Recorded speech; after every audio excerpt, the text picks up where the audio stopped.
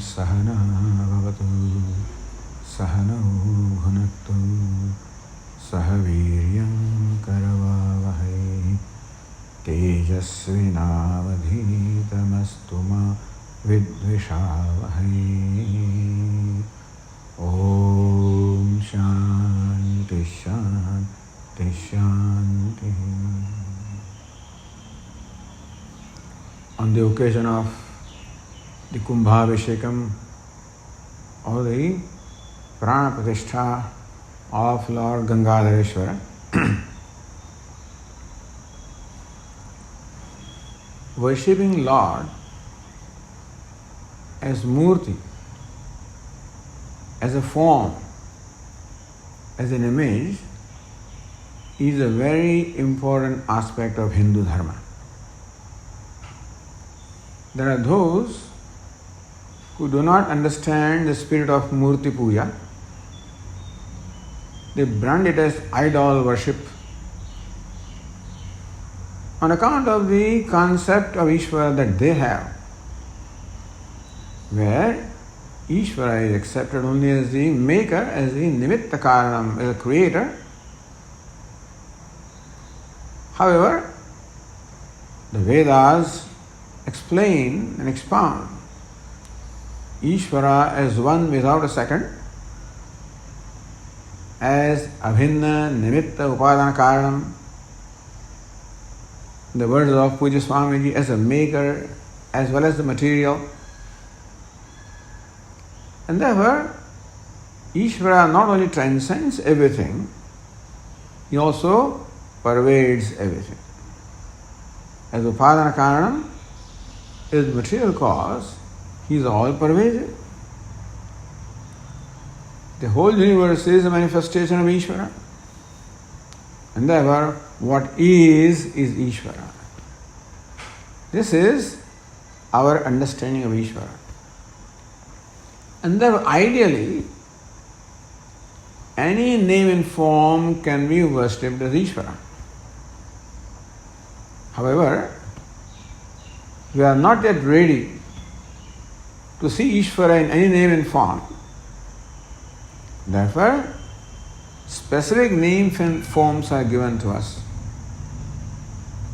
where it becomes possible for us to see the divinity, which in turn invokes a devotee in us. The important way or the right way of relating to Ishvara is a relationship of Bhakta and Bhagavan, devotee and the Lord. Therefore, to facilitate the invoking the devotee in us, many forms are traditionally handed down to us. Therefore, we worship Ishvara in specific forms handed down to us for generations, for centuries, even for a millennia by our acharyas, by the great sages and saints. And therefore again, the words of Puja Swami, they are time tested. Therefore, we can depend upon them. Then we have Shraddha, the faith that this is the deity, this is the Devata, this is Bhagavan. Understand this in this form of worship. We are worshipping the very form as a Devata. To worship Devata through the form is another thing. But when it comes to temples, Murti Puja, the very Murti of the form itself is worshipped as Devata. And that's the reason why this whole ceremony of Prana Pratishtha is done. Prana Pratishtha means infusing prana or life into what is otherwise lifeless, like a stone, which is otherwise lifeless as we understand life. But by this process of prana pratishtha, life is infused in the stone, and thus what was stone before becomes a live entity, becomes devata, capable of blessing us. And therefore now we can worship that murti, that form, as the very Lord. Thus Lord Gangadhareshwara is of course Lord Shiva. Gangadhara, who holds Ganga, supports Ganga, sustains Ganga. Is also Ishvara, the Lord, is Gangadhareshwara, which is the name of the particular form of Lord Shiva that we have in our ashram, in our temple. And this has been there from the inception of this place itself. Because Puja Swami was the one who first got that linga and brought here. Since then, of course, even Lord Gangadhareshwara also has gone through several incarnations, avataras. Now we have the latest avatar incarnation of Lord Shiva, where Lord Shiva is worshipped in a bana or in a linga. Linga is like a cylinder with a hemisphere on the top. It represents the whole cosmos. Lord Shiva basically stands for the formless, who also pervades all the forms. So Linga, while represents the whole cosmos, includes all the forms, also is close to formlessness. That's how Lord Shiva is worshipped. That is traditionally handed down to us for invoking Lord Shiva. The linga is like a flame. Flame always rises upward, represents growth and evolution. The flame also is fire. As fire, the flame dispels darkness, gives the illumination. Lord Shiva also is a lot of knowledge. When he is pleased with us, he dispels the darkness of ignorance in our heart and lights the lamp of knowledge. As Lord Krishna says in the Bhagavad Gita, Tesham eva anukampartham aham ajnanajam tamaha nashayamyatma bhavastah jnanadipene bhāsvata. Out of anukampa or compassion for my devotees, whom I see are totally devoted to me with no other purpose, with no other distraction. As Upanishad says, Yame Vaishya Brunate. When the devotee chooses or prays to the Lord as the only agenda in the life, Tasyesh Atma Virunate Tanum Swam. Before that devotee, the Lord reveals his own form.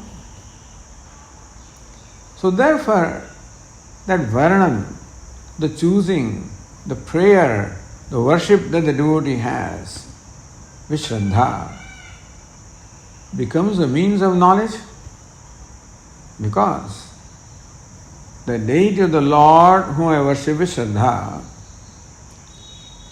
becomes pleased with me, becomes favorable to me, and reveals his true nature as myself, Atma Bhavena. Lord Krishna says, Nashayami Atma Bhavastha Jnana Deepene Bhāśaṇam. Atma Bhava, I who obtains the very self, dispels the darkness of ignorance and light the lamp of knowledge in the heart of my devotee. And therefore the knowledge, which is our primary goal, it is important that the Lord of the Self, whom we want to know, should be pleased with us, should become favorable to us. Then only He can be known. And bhakti, or worship, adoring the Lord, praying to Him, praising Him, becomes a means, bhakti becomes a means of making the Lord favorable to us. And therefore the worship of Lord Shiva, Lord Gangadhareshwara, in a prescribed manner. So how to worship a given deity also is handed down to us. Lord Shiva is said to be very fond of Abhisheka, of bath. And therefore, one of the most important steps in worship of Lord Shiva is Abhisheka. When the Vedic mantras are recited. So in this worship, the whole of our personality is involved. Kaya vang manah karyamuttamam pujanam japah chintanam kramat. The kaya is involved when we do the abhisheka, when we do the archana and other steps. The vagvani is involved when we recite the mantras or recite His names.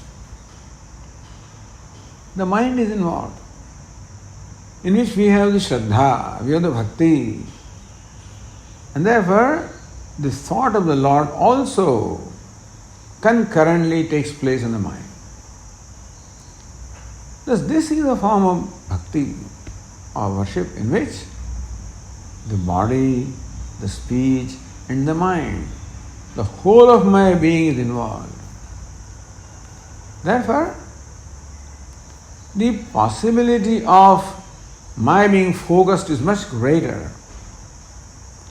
My mind gets a fairly vast scope of thinking, of movement. And therefore, this form of worship enables me to focus my mind easily. Also, since my mind thinks of Lord, who is the purest of pure, the mind also gains purity.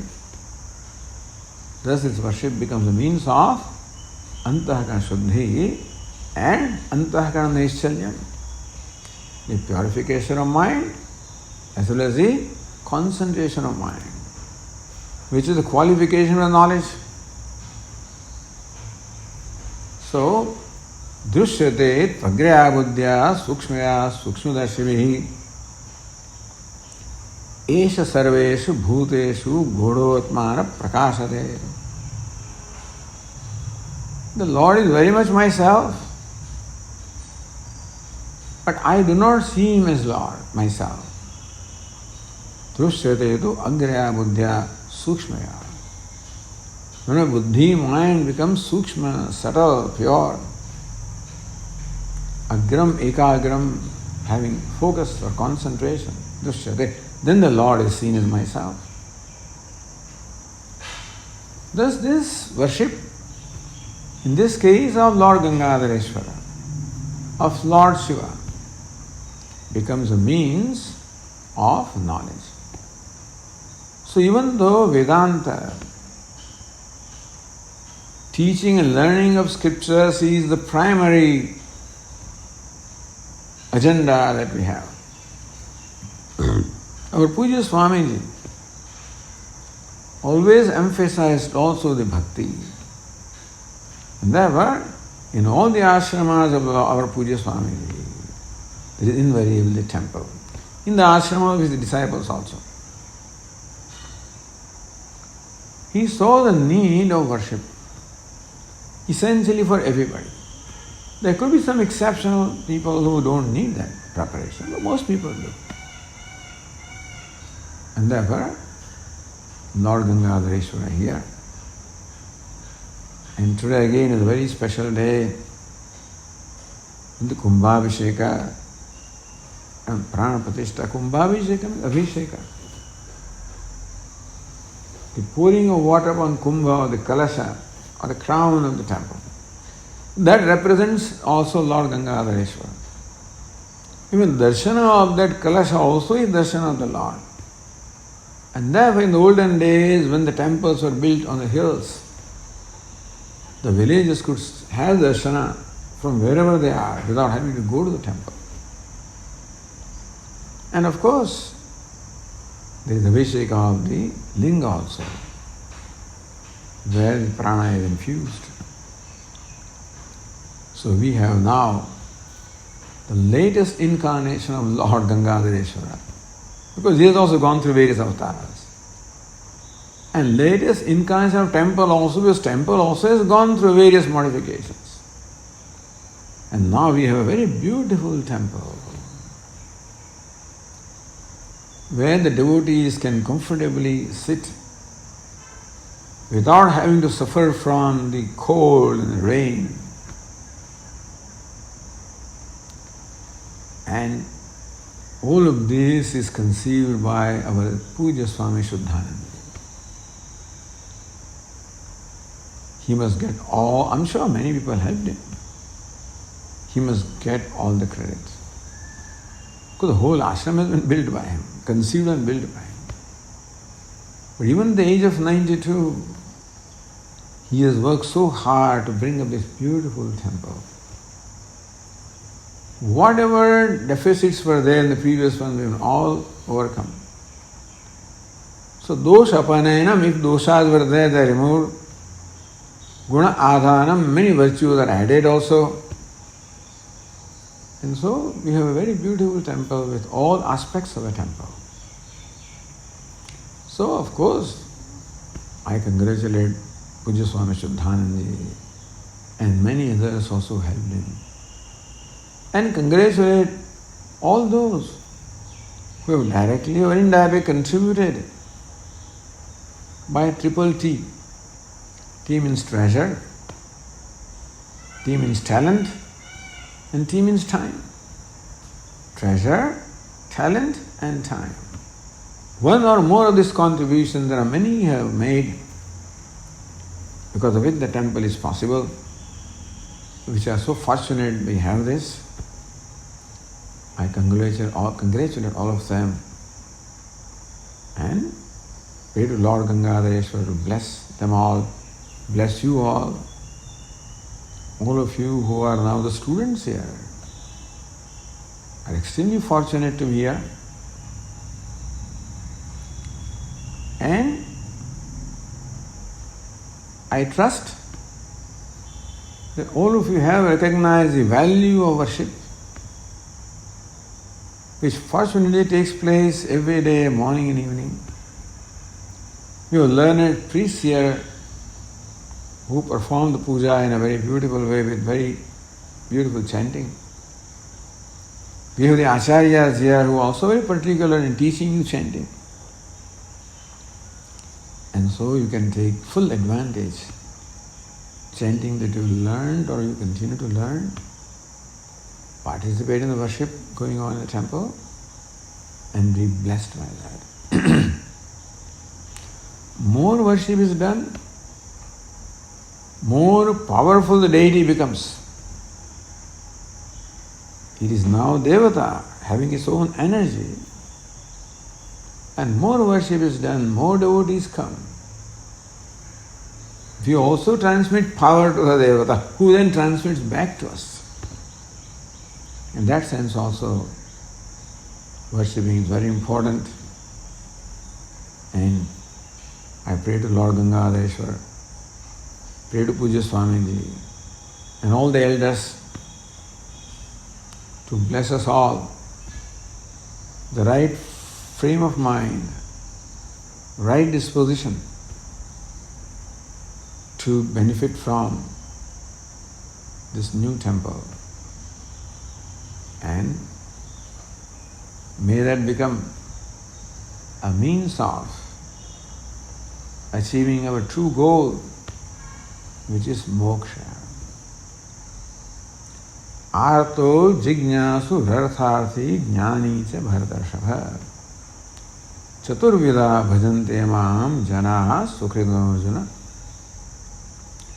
Lord Krishna says, the four kinds of virtuous people worship me.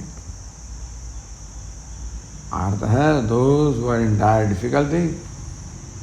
Artharthi, those who wish to fulfill their desires. Jignasu, those who want to gain knowledge. Jnani, and that culminates into becoming a wise person who knows the Lord as a very self. Tesham nitya yukta. So, always join with the Lord as the very self. That's our goal. And this worship is a means to that goal, apart from the Shravanam, Mananam, the Nidhyasana, of course.